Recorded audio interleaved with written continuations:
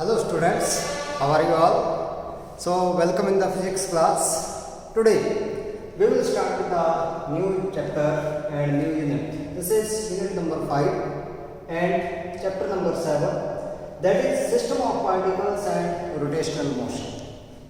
Till now we have studied about the linear motion or the motion of the object in a plane. Rotational motion और uniform circular motion हम लोगों ने किया था kinematics में। जब हम लोग मोशन इन प्लेन में हम लोगों ने बात की थी, लास्ट में एंगुलर वेलोसिटी हम लोगों ने निकाली थी, एंगुलर एक्सेलरेशन की बात की थी, सेंट्रीपिटल एक्सेलरेशन हम लोगों ने निकाला था। वहीं से थोड़ा सा कंसेप्ट को लेकर के हम लोग यहाँ पर चलेंगे बेटा, ठीक है। तो यहाँ पर जब भी हम लोग रोटेशनल मोशन की बात करेंगे, for the rotation of a body, the body that must be rigid. कैसी बॉडी होनी चाहिए आपके पास? रिजिड बॉडी होनी चाहिए। अब ये सबसे पहले हमारे पास ये रिजिड बॉडी आती क्या है, इन टर्म्स को समझेंगे हम लोग सभी को पहले कि ये सिस्टम ऑफ पार्टिकल्स क्या हुआ। रोटेशनल मोशन बाद में देखेंगे, हम लोग रोटेशन को रहेंगे, लेकिन पहले यही समझेंगे कि ये सिस्टम ऑफ पार्टिकल्स हुआ क्या आप लोगों के पास और ये कहाँ पर हम लोग यूज़ करेंगे। तो इसमें सबसे पहले हम लोग थोड़ा सा बेसिक कंसेप्ट लेकर के चल रहे हैं बेटा। तो सबसे पहले हम लोग बात करेंगे यहाँ पर इसकी, that is a rigid body.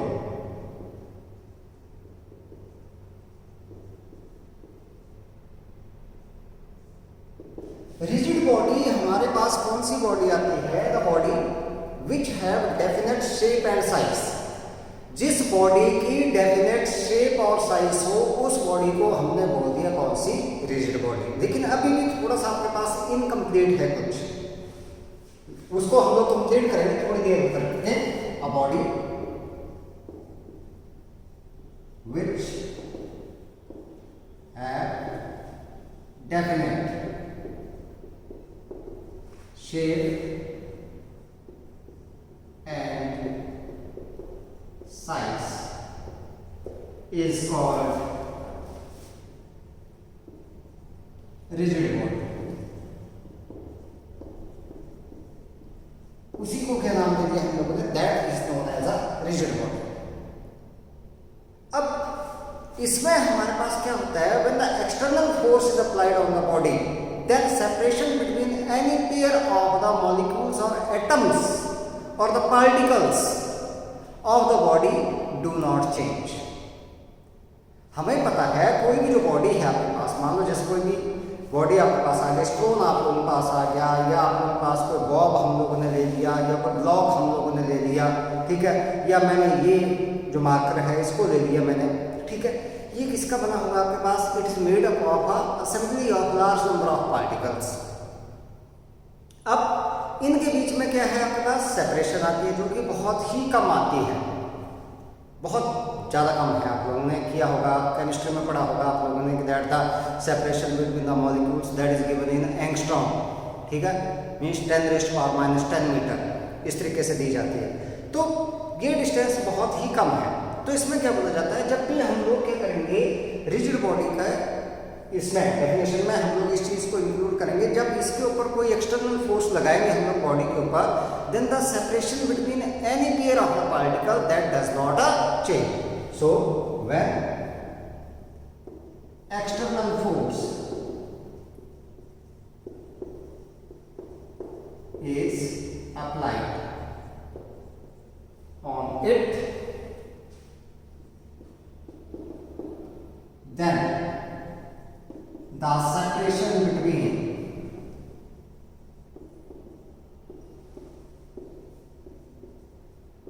any pair, कोई भी पेयर हम लोग मान चले हम लोग, ठीक है, of its particles,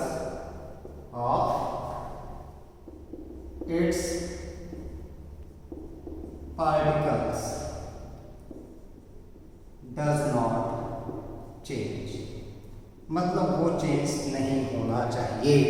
तो हम लोग क्या बोलेंगे? That the body is a rigid. लेकिन एक्चुअल में हमारे पास होता क्या है? हम लोग आगे चल के पढ़ेंगे, जब हम लोग मैकेनिकल प्रॉपर्टीज ऑफ सॉलिड की बात करेंगे, then no body that is perfectly rigid. कोई भी बॉडी आपके पास परफेक्टली रिजिड नहीं आती है, क्योंकि जब हम लोग ज़्यादा फोर्स लगा देते हैं तो हमारे पास इसका स्ट्रक्चर जो है वो चेंज हो ही जाता है, भले ही वो क्या हो, माइन्यूट सा हो। लेकिन फिर भी हम लोग यहाँ पर ये मालूम चलेंगे कि जो एक्सटर्नल फोर्स है, the magnitude of that force is a small, hence the separation between any pair of its particle that does not a change. तो हमारे पास उस तरह की जो बॉडी है उसको क्या बोलते हैं हम लोगों ने, that body is known as a body, that is known as a rigid body. उसको क्या बोलते हैं हम लोगों ने, रिजिड बॉडी के नाम से हम लोगों ने उसको जाना। ठीक है, अब यहां पर दूसरी बात आती है क्या, system of particles. System of particles देखते हैं हमारे पास क्या है।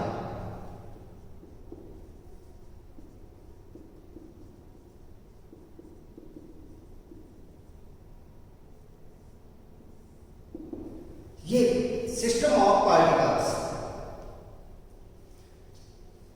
कोई भी सिस्टम आप लोगों के पास which contains any number of particles interacting with each other, जो कि एक दूसरे के साथ क्या कर रहे हैं, इंटरेक्ट कर रहे हैं, is known as a system of particles. ठीक है, a system containing the number of particles interacting with each other. ठीक है, any system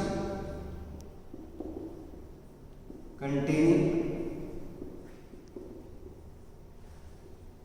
number of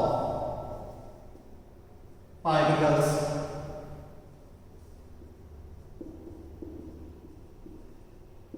interacting with each other is called system of particles. System of particles.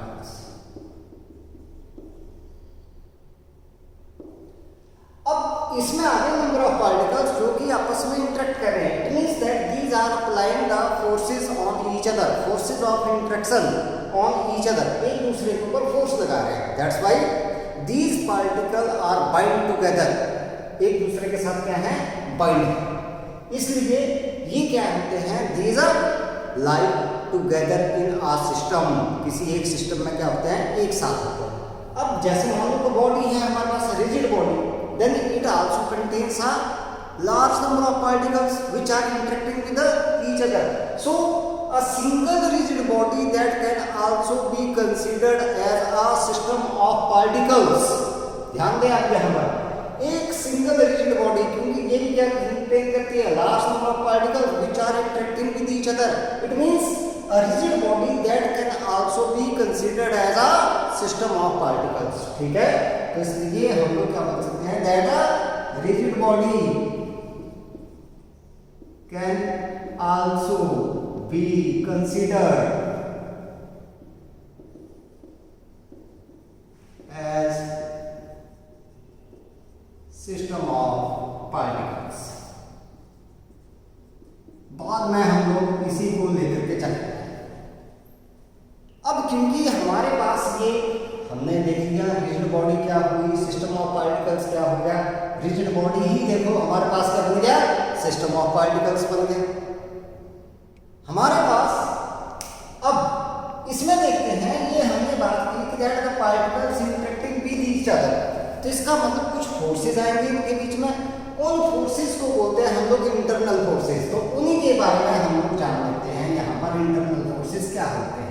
ठीक है, सो पहली बात करते हैं, जो फोर्सेस हैं वो दो तरह के सिस्टम के ऊपर एक्ट करेंगे। एक आपके पास आएंगे इंटरनल फोर्सेस और दूसरे आपके पास आएंगे कौन से, एक्सटर्नल फोर्सेस। तो पहले बात करते हैं हम लोग इसकी इंटरनल फोर्सेस की बात करेंगे बेटा हम लोग। ठीक है, सो इंटरनल फोर्सेस से चलते हैं हम। इंटरनल फोर्सेस, ठीक है, इंटरनल फोर्सेस हमारे पास क्या हुए, the forces by which the particles of a system interact with each other, the forces by which the particles of a system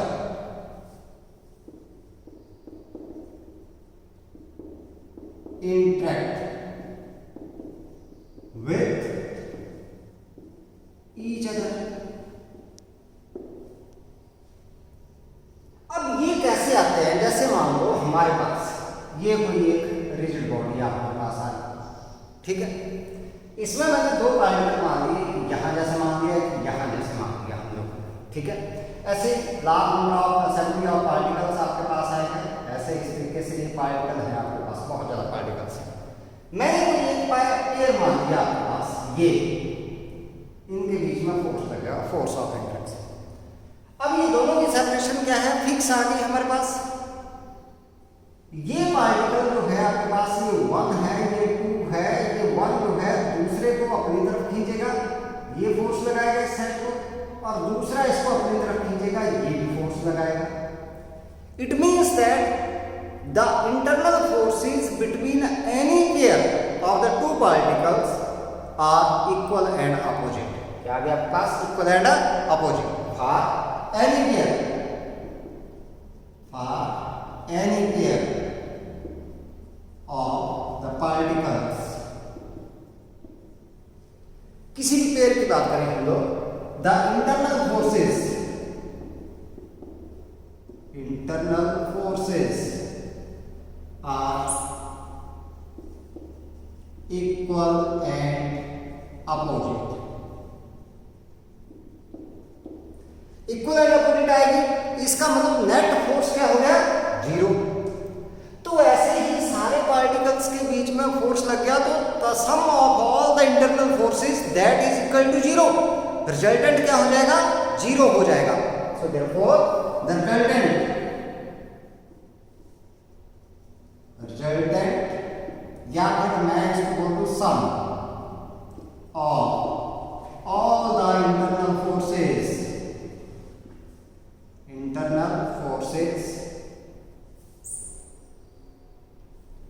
of a system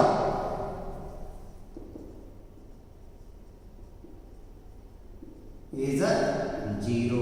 हमेशा क्या हो जाएगा आपके पास? 0। तो जब भी नेट इंटरनल फोर्स की बात की जाए सिस्टम में, तो वो क्या हो जाएगा? 0, क्योंकि हर पेयर में ये क्या होते जाएंगे? कैंसिल आउट होते जाएंगे, ठीक है। इस तरीके से हमारे पास नेट फोर्स क्या होता जाएगा? 0। अब बात करते हैं इसकी एक्सटर्नल फोर्स।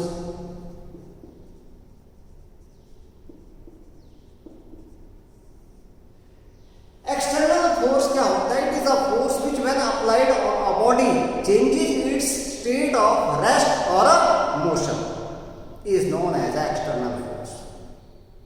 वो फोर्स जब किसी बॉडी के ऊपर अप्लाई होगा, रिजिड बॉडी के ऊपर, तो इसके स्टेट ऑफ रेस्ट और मोशन को क्या कर देगा? चेंज कर देगा। तो उसको क्या बोल दिया हम लोगों ने? That is known as external force, ठीक है। The force which when applied on a rigid body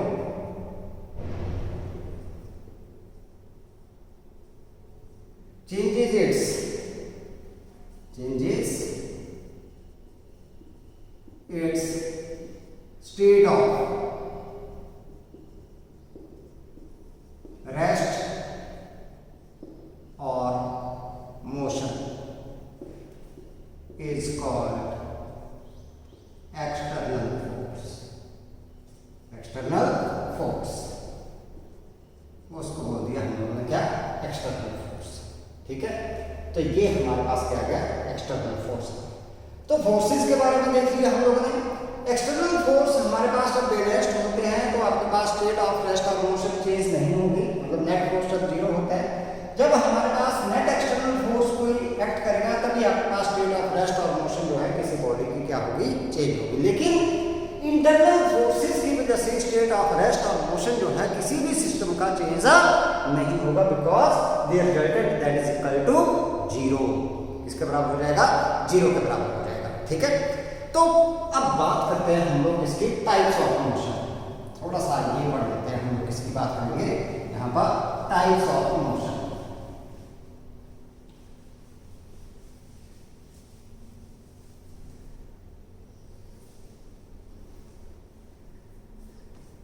types of motion.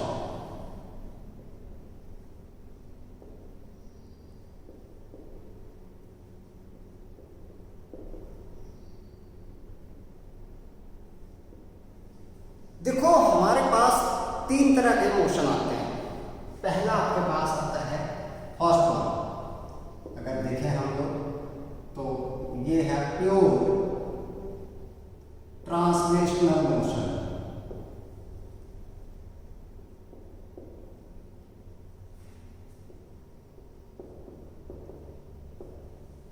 दूसरा pure rotational motion.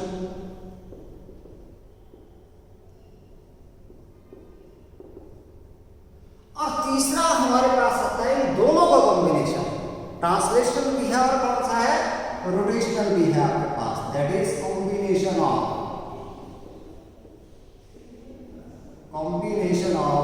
Translational and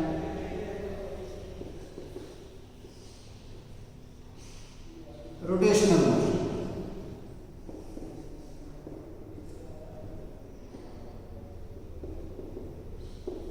इसकी बात करेंगे हम, ठीक है। तो ये तीन तरह के मोशन हम लोग यहाँ पर स्टडी करेंगे। तो बेटा हम लोग स्टार्ट कर रहे हैं इससे, that is the pure translational motion. पहला मोशन है आपके पास, that is pure translational motion.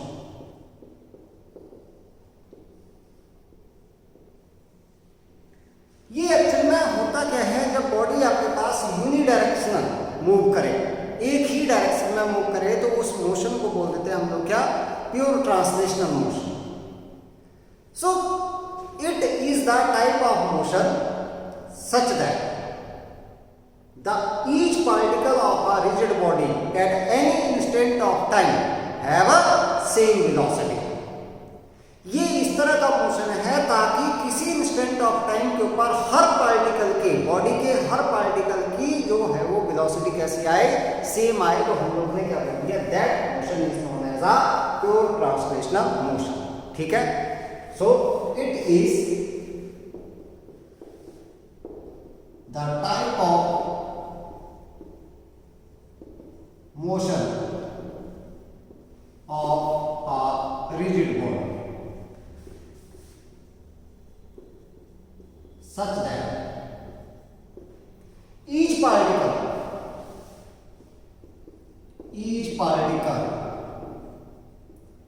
of the body have same velocity,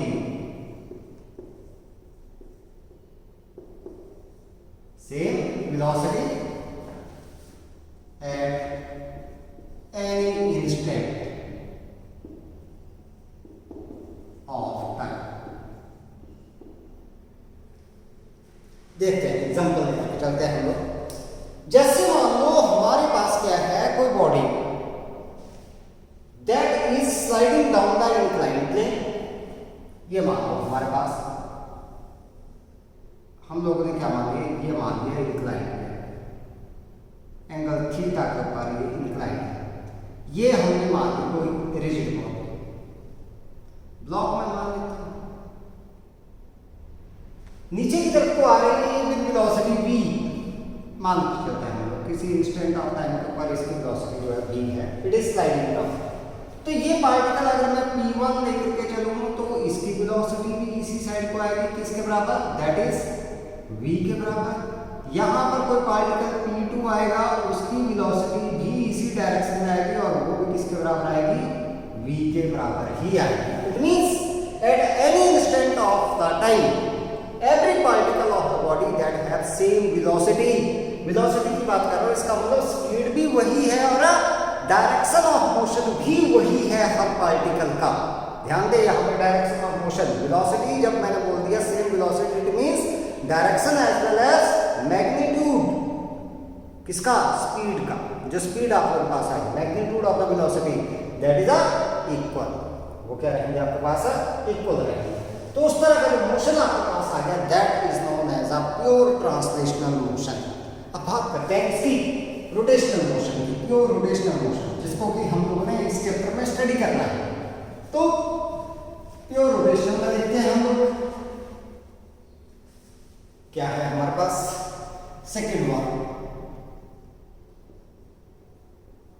pure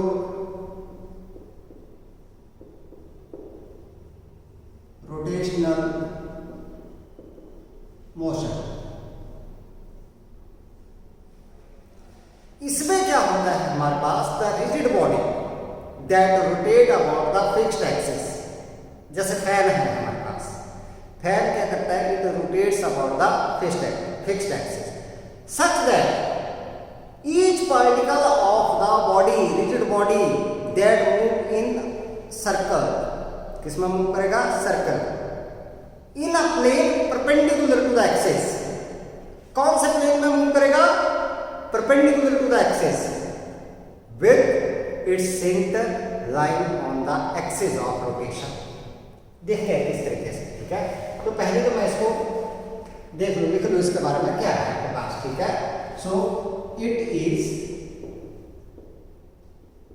the motion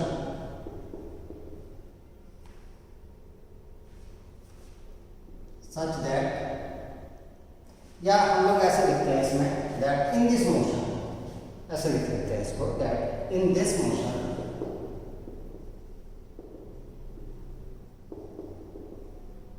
a rigid body rotates about a fixed axis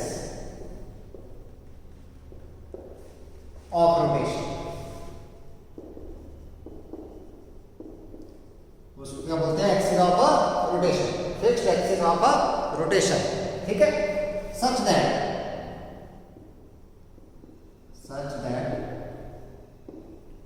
every particle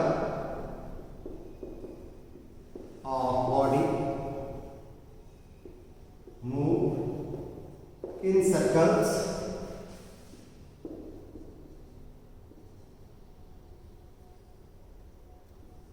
lined in plane perpendicular to the axis and center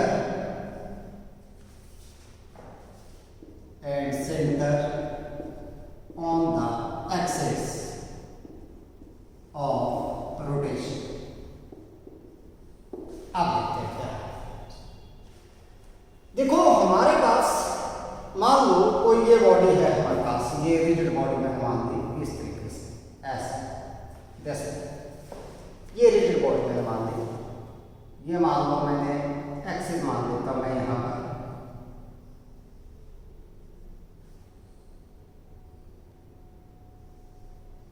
let this is x axis, this is y axis and this one is z axis and body rotates about the z axis, ऐसे rotate कर रही है with the angular velocity omega. अब कोई particle p1 है यहां जैसे, तो वो रोटेट करेगा कैसे, ऐसे सर्कल में रोटेट करेगा यहां पर, ऐसे। ये पार्टिकल p1 की रोटेशन आ जाएगी आपके पास इस एक्सिस के ऊपर, ये रेडियस, इसकी डिस्टेंस r1 मैंने मान लिया यहां से। कोई पार्टिकल p2 है जो आपके पास ज्यादा डिस्टेंस के ऊपर है, उसके लिए आपके पास ऐसे आ जाएगी रोटेशन, ये मैंने मान लिया p2, तो इसकी डिस्टेंस, परपेंडिकुलर डिस्टेंस यहां से मैंने ये मान ली r, तो ये ऐसे रोटेट करेगा। अब ये जो सर्कल आ रहे हैं ये किसमें आ रहे हैं, इन द xy प्लेन, और ये बॉडी रोटेट करेगी किसके अबाउट, z एक्सिस के अबाउट रोटेट करेगी, इसी के अबाउट तो क्या कर रही है, रोटेट कर रही है। ये होगी एक्सिस ऑफ रोटेशन, और जो सर्कल्स बन रहे हैं वो किसमें बन रहे हैं, xy प्लेन में। इसका मतलब इनका प्लेन जो है आपके पास, जो सर्कल्स हैं, these lie in the plane perpendicular to the axis, perpendicular to the axis, और इनका सेंटर कहां पर आ रहा है, centre on the axis of the rotation, axis of the rotation. अब मान लो आपके पास कोई पार्टिकल यहां पर आ जाता है p3, इसकी बात करते हैं। अब as the body that is moving with the uniform angular velocity, मान लो यूनिफॉर्म भी नहीं है, तो at the given time the angular velocity of each particle of the body that is same, वो क्या रहेगी आपके पास, same, that is omega, but the linear velocity, जो लीनियर आपके पास आएगी, that is different due to their different separation from the axis of rotation, different distances from the axis of rotation, because v that is equal to किसके बराबर, omega r के बराबर। अब r different हो गया, देखो r1 कम है तो इसका मतलब v1 इसके लिए कम आएगा, r2 ज्यादा है तो इसका मतलब v2 क्या होगा, ज्यादा, लेकिन ये ओमेगा क्या रहेगा आपके पास, दैट विल रिमेन कांस्टेंट। अब हर पार्टिकल p3, अगर इसकी बात करूं मैं, ये जो है आपके पास p3, इसके लिए r is equal to 0, so therefore b that is equal to 0, इसके लिए तो वेलोसिटी क्या हो गया हमारे पास, 0 हो गया। It means that the particles which lie on the axis of rotation are at rest, किसमें रहेंगे वो, these are at rest, the particles which lie on the axis of rotation are at rest, बाकी सारे move करेंगे with the constant, क्या वो having the same angular velocity and different linear velocity depending on the separation or distance from the perpendicular distance from the axis of rotation, लेकिन जो भी particle कहां पर आएगा, एक्सिस ऑफ रोटेशन के ऊपर आएगा, वो किस में रहेगा आपके पास, that will remain at rest, ठीक है। अब रोटेशन के लिए कंडीशन क्या है हमारे पास, for the rotation of a body, the body that should be fixed, जैसे फैन है आपके पास, सीलिंग फैन है, इसको क्या कर दिया, फिक्स कर दिया हम लोगों ने, ठीक है, और इट इज पाइवोटेड, पाइवोटेड का मतलब होता है आपके पास कैसे, टेबल फैन देखा है आपने, ठीक है, वो वर्टिकल प्लेन में आपके पास ऐसे रोटेट करता है, तो जो एक्सिस है उसकी वो ऐसे लगी है इस तरीके से, जो वर्टिकल प्लेन में एक्सिस इसकी हॉरिजॉन्टल आ जाती है तो उसको बोलते हैं पाइवोटेड, और इस तरीके से कर दिए तो उसको बोलते हैं हम लोग फिक्स्ड। तो फिक्स्ड और पाइवोटेड हमारे पास एक ही चीज है, these are fixed from a certain point. So when the body is pivoted और fixed, then it have only and only pure rotational motion, सिर्फ और सिर्फ इसका मोशन एक ही आ सकता है, that is which one, pure rotational motion, बाकी कोई भी मोशन इसका नहीं आएगा। तो प्योर रोटेशनल मोशन के लिए क्या कंडीशन आ गई, that the body that should be either fixed or pivoted, ठीक है, फिक्स होनी चाहिए या क्या होनी चाहिए आपके पास, पाइवोटेड होनी चाहिए, ये हमारे पास कंडीशन आ गई किसके लिए, रोटेशनल मोशन। अब बात करते हैं हम लोग इसकी, that is combination of translational and rotational motion. तीसरा मोशन था हमारे पास, थर्ड, उसकी बात कर लेते हैं हम लोग, combination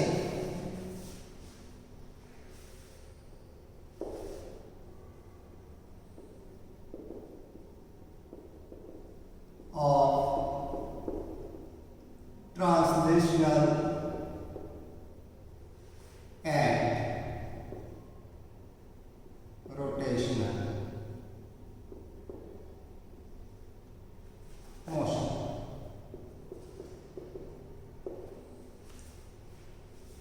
When the body rolls, roll कर रही है वो बॉडी, रोलिंग हो रही है, तो उस केस में क्या है, ये आगे भी चल रही है और रोटेट भी कर रही है। इसका मतलब कॉम्बिनेशन किसका, आगे चल रही है, इसका मतलब ट्रांसलेशनल मोशन आ गया, और रोटेट करेगी तो कौन सा आ गया, रोटेशनल मोशन आ गया, तो क्या हो गया, कॉम्बिनेशन हो गया किसका, translational and rotational motion. So when a body rolls, then its motion is a combination of translational and rotational motion।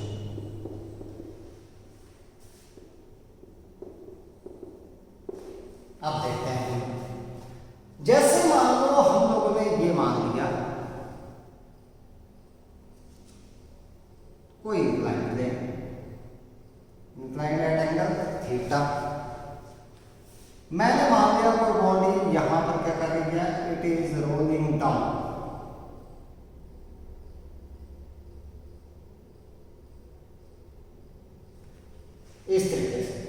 नीचे रोल करें, डिफरेंट पार्टिकल आएंगे। ये मैंने मान लिया P1, इसकी वेलोसिटी तो आ गई इस साइड को, ये मैंने मान ली V1।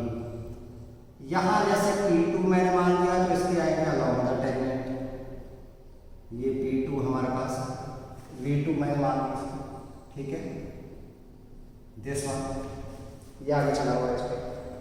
और यहां पर एक पार्टिकल आएगा P3, इसकी वेलोसिटी के बारे में। अब क्योंकि हमें पता है कि दैट जो ये वेलोसिटी आती है that is along the tangent to the circular path, ठीक है, ये तो पता ही है।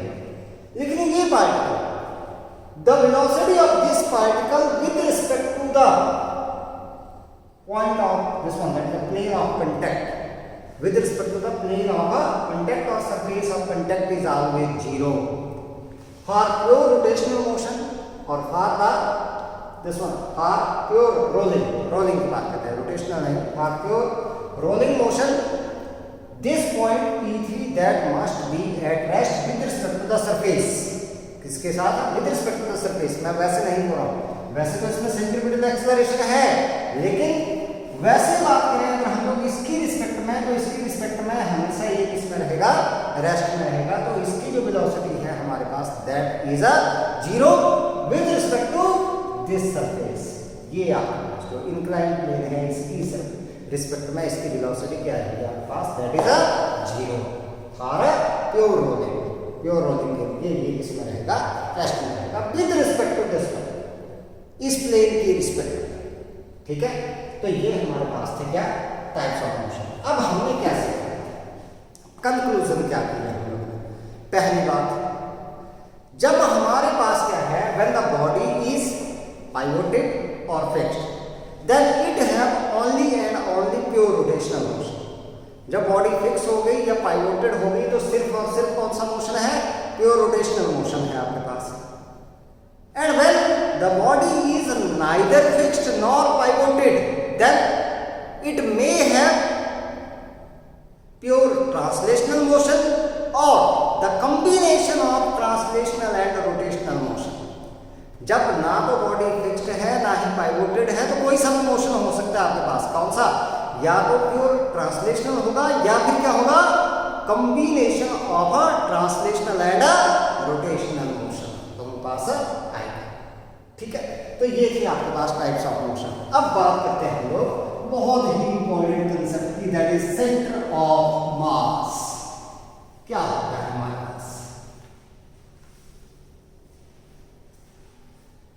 Centre of mass?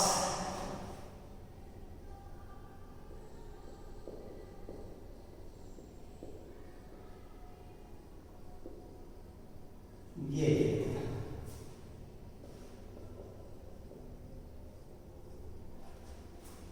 Centre of mass, centre of मास हम लोग एक बॉडी का भी निकालते हैं, रिजिड बॉडी का, और एक सिस्टम ऑफ बॉडीज का भी निकालते हैं, ठीक है।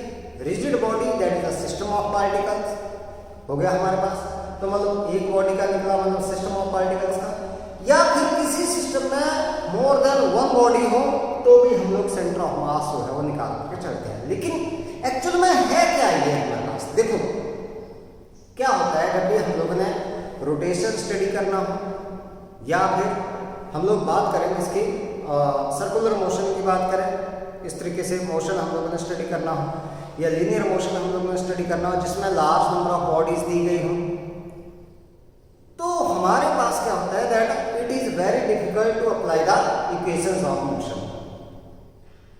तो हम लोगों ने क्या किया कि एक कंसेप्ट ढूंढ लिया किसका, सेंटर ऑफ मास का, जिसमें एक पॉइंट मान लिया कि सारा का सारा मास जो है उस पॉइंट के ऊपर जो है वो कंसंट्रेटेड है, किसका, पूरे सिस्टम का। So whatever is the motion of that point, nature of motion of that point, that is the nature of motion of the whole system. पूरे सिस्टम का मोशन भी वैसा का वैसा है।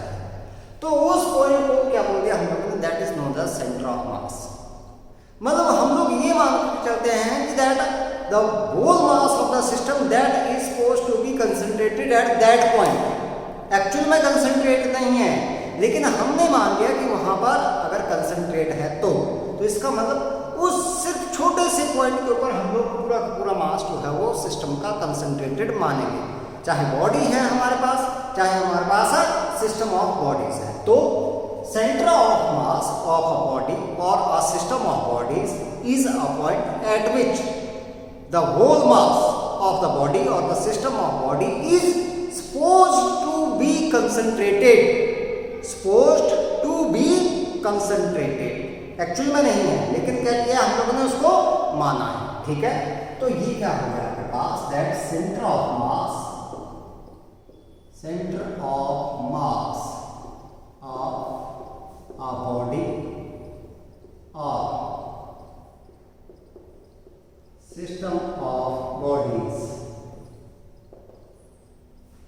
ठीक है, is a point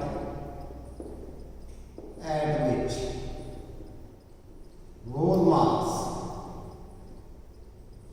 of body or system of bodies is supposed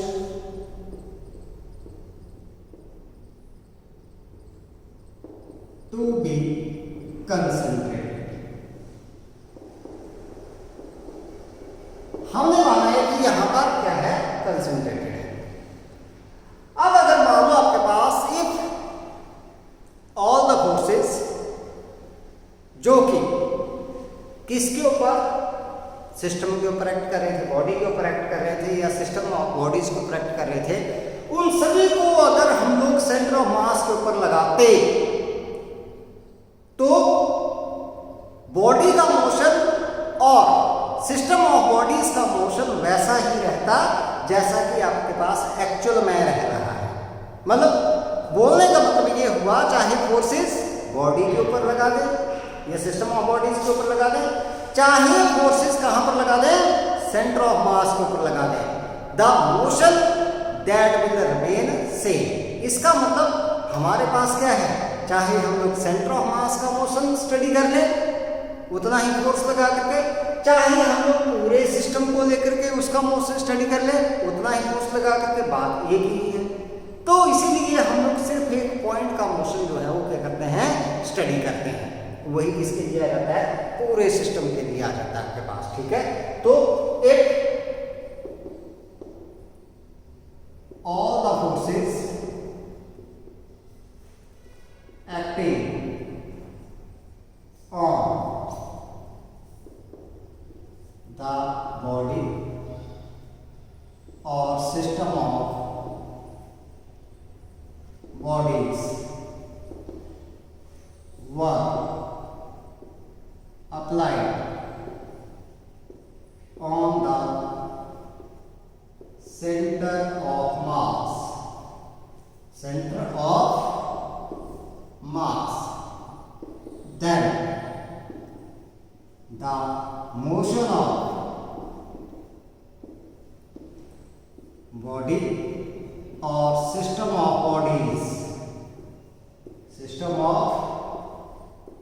bodies remains unaffected, क्या रहेगा, अनअफेक्टेड। तो कुल मिलाकर के बात ये है, हमने ये मान के चल रहे हैं सेंटर ऑफ मास क्या हो गया आपके पास, it is the point at which the whole mass of a body और the system of bodies is supposed to be concentrated, जहां पर माना गया है, ठीक है। Whatever is the motion of the center of mass, that is only the type of motion of the body or the system of the bodies, वही हम लोगों ने मान लिया। तो चाहे फोर्स हमारे पास किसके ऊपर लगा दो, सेंटर ऑफ मास के ऊपर लगा दो, चाहे पूरे बॉडी के ऊपर लगा दो या सिस्टम ऑफ बॉडीज के ऊपर लगा दो, मोशन जो है आपके पास एक जैसा आएगा। It means centre of mass that replaces the whole system और द बॉडी, उसको क्या कर दिया, रिप्लेस कर दिया। इसका मतलब हमें पूरा सिस्टम कंसीडर करने की जरूरत नहीं है, पूरी रिजिड बॉडी को कंसीडर करने की जरूरत नहीं है, सिर्फ एक पॉइंट को कंसीडर करेंगे और उसी का मोशन हम लोग क्या कर देंगे, स्टडी कर देंगे। आगे चल करके देखेंगे हम लोग इसको लेकिन पहले निकालेंगे हम लोग centre of mass of two particle system. बहुत इंपॉर्टेंट आर्टिकल है यहाँ, centre of mass of two particle system.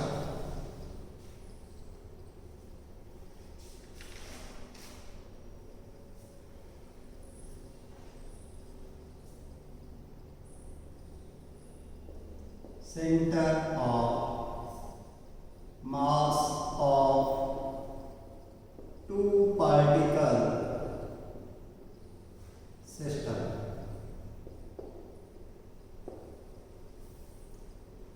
हमने यहां पर पोजीशन वेक्टर निकाल के चला, किसके लिए? Centre of mass. इंपॉर्टेंट, मान लो हमारे पास let O be the origin of the coordinate system X Y Z.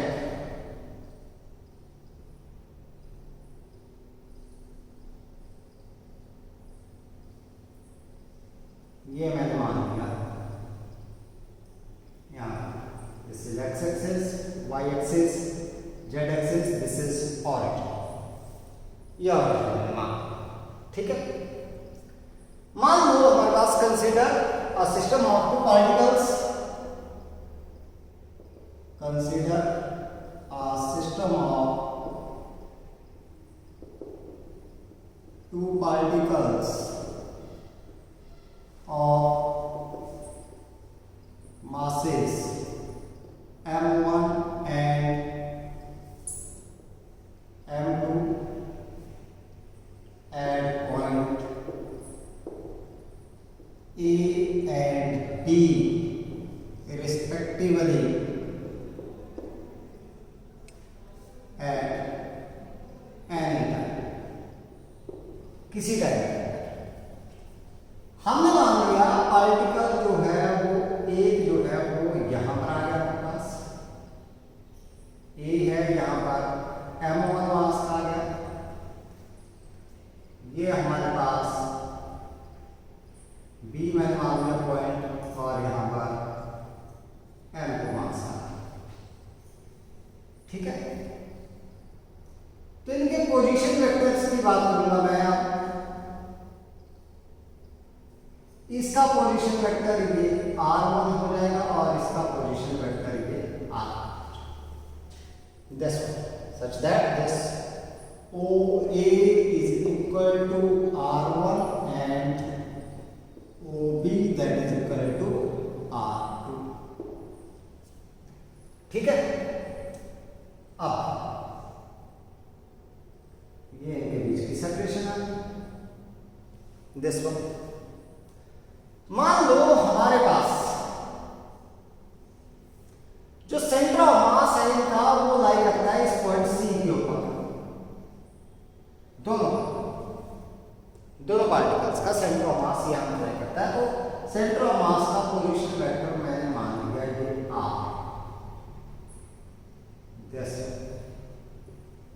ठीक है। लेट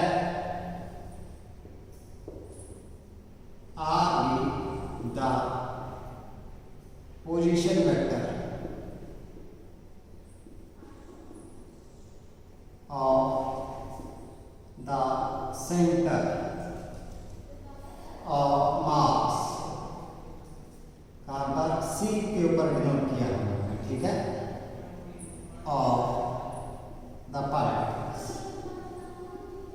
यहां पर हम लोगों ने ये माना हुआ है, ठीक है। अब अगर मान के चले, मान लो हमारे पास इसकी वेलोसिटी v1 है और इसकी वेलोसिटी क्या है? इनिशियली v2 के बराबर है। मान लो हमारे पास late v1 and v2 be the velocities of m1 and m2 respectively. So v1 निकालेंगे then it is dr1 upon dt, और v2 निकालेंगे तो इसके बराबर dr2 over dt। Let it be number 1। मान लो जो एक्सटर्नल फोर्स अप्लाई किया है इस m1 के ऊपर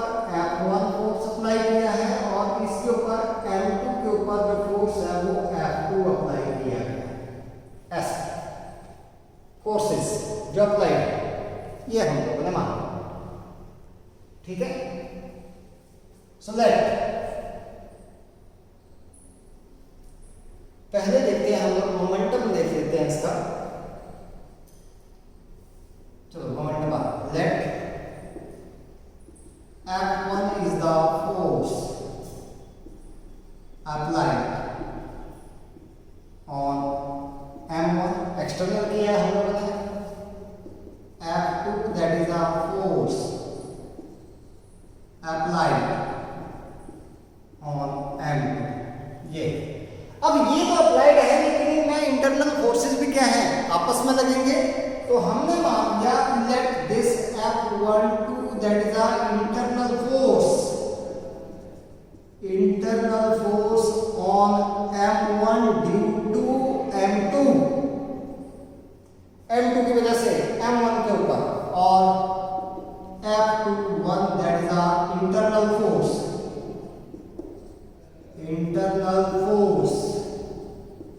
on M2 due to M। अब देखो ये हम लोगों ने सारी चीजें लिखी, मैं इनको हटा रहा हूं, ठीक है। ये क्वेश्चन नंबर 1 दी है हम लोगों ने, इसको मैं यूज करूंगा कहीं पर जाकर के। मैं बात करता हूं that is the momentum of particle 1, momentum, linear momentum. So linear momentum of particle of mass m1, इसकी बात कर रहे हैं हम लोग, तो ये p1 that is equal to m1 v1 according to Newton's second law of motion, according to Newton's second law, rate of change of linear momentum that is equal to the net force acting on the particle। net force किसके बराबर है, that is F1 plus F12, ये लगा था इसके ऊपर। अब इसको मैं लिख दिया d/dt of m1 v1 that is equal to F1 plus F12, let it be 2। Similarly for the particle of mass m2 ऐसे लिख सकते हैं हम लोग, similarly for particle of mass m2, इसकी बात कर लेते हैं। this d/dt of m2 v2 is equal to f2 plus f21 3। Adding 2 and 3, इनको ऐड कर देते हैं, तो कर दो ऐड, एडिंग इक्वेशन 2 and 3 कर दो बेटा ऐड। तो मेरे पास आ रहा है यहाँ से d/dt, मैं कॉमन ले लेता हूँ यहाँ से m1 v1 plus m2 v2 is equal to यहाँ से f1 plus f2 plus f12 plus f21। अब ये है internal forces, these are equal and opposite. So as f12 that is equal to minus f21, so therefore their sum f12 plus f21 that is equal to 0। इनका सम क्या हो गया, 0 के बराबर। तो मैं लिख सकता हूं यहां से क्या, that this d/dt of m1 v1 plus m2 v2 is equal to f1 plus f2, इसके बराबर। अब ये हो गया नेट फोर्स हमारे पास। सो नेट फोर्स हमारे पास किसके बराबर आ गया, ये हटा रहा हूं मैं यहां से। So net force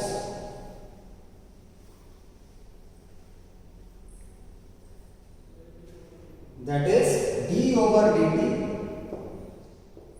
of m1 v1 plus m2 v2 is equal to किसके बराबर, f के बराबर, because f1 plus f2 that is equal to net force acting on the system.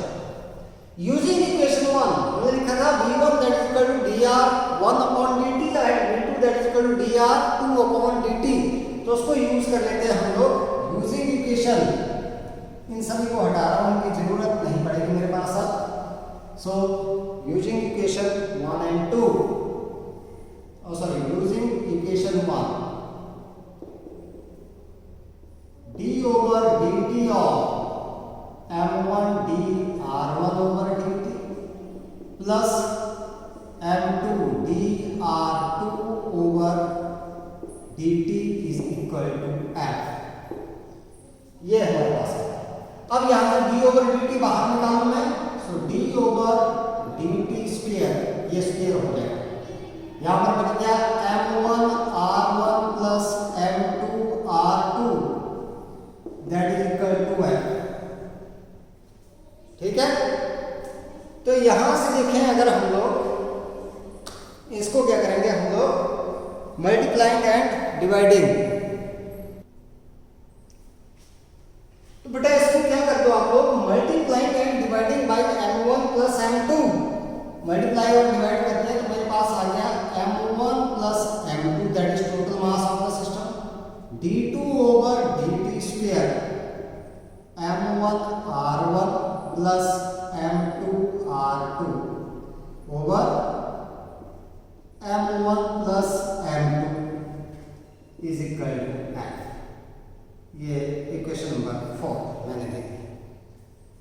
अब अगर मान लो हमारे पास ये देखो mass into d2 over dt square, force आता है मास इनटू एक्सेलरेशन, तो ये सारा का सारा किसके बराबर हो गया, acceleration, that is the double derivative of position vector आता है हमारे पास. अगर मान लो सारा मास c के ऊपर कंसंट्रेट है, एक r is the position vector of centre of mass of two particle system, तो हम लोग लिख सकते हैं then m1 plus m2 into d2 over dt square of position vector r that should be equal to f. यही होना चाहिए हमारे पास. This is equation number 5. यही तो आना चाहिए, मतलब mass into acceleration that is equal to external force, acceleration that is double derivative of the position vector. तो इन दोनों को अगर मैं कंपेयर करूं, कंपेयरिंग 4 and 5, तो r किसके बराबर आ रहा है, इसी के बराबर. Therefore from 4 and 5, from 4 and 5 क्या हो गया, that this r is equal to m1 r1 plus m2 r2 upon m1 plus m2. So this is the position vector of the center of mass. ये हमारे पास क्या हो गया, this is the position vector of a center of mass of two particle system. ये ध्यान रखना, m1 r1 plus m2 r2 upon m1 plus m2. अब लेकर के चलते हैं हम लोग स्पेशल केसेस. इसको ध्यान में रखना है किस तरीके से निकालना है हम लोग, ठीक है. स्पेशल केसेस की बात करते हैं हम लोग. ये r को निकाल दिया हम लोगों ने, तो देखते हैं हम लोग स्पेशल केसेस. स्पेशल केसेस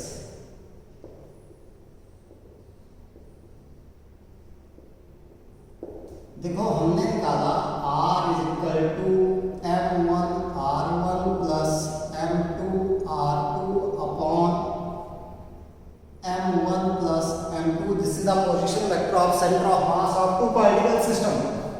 पहला केस आपके पास when centre of mass, cm से लिखते हैं हम लोग, लाइज एट द ओरिजिन.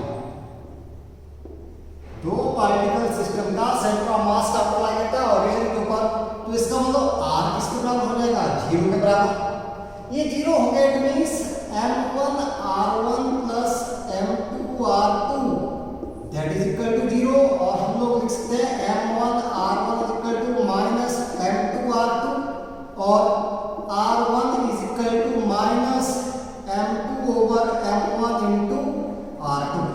इसका मतलब अगर r1 पॉजिटिव है तो r2 नेगेटिव है, या फिर r2 पॉजिटिव है तो r1 नेगेटिव है। It means one mass that lie towards the left and other that lie towards the right of the origin। एक लेफ्ट की तरफ को लाई करेगा और एक साइड को लाई करेगा, आपके पास राइट हैंड साइड को लाई करेगा। ठीक है, सो इस तरीके से आपके पास ये ऑरिजिन आ गया, इस साइड को m1 और इस साइड को m2 ऐसे लाई करेंगे जब आपके पास क्या है center of mass lie at the origin। So one particle that will lie towards the left of the origin and other that will lie towards the right of the origin। एक side को नहीं आएंगे कभी भी। center of mass कहाँ पर आएगा, यहाँ पर आएगा बीच में, ये आ गया center of mass।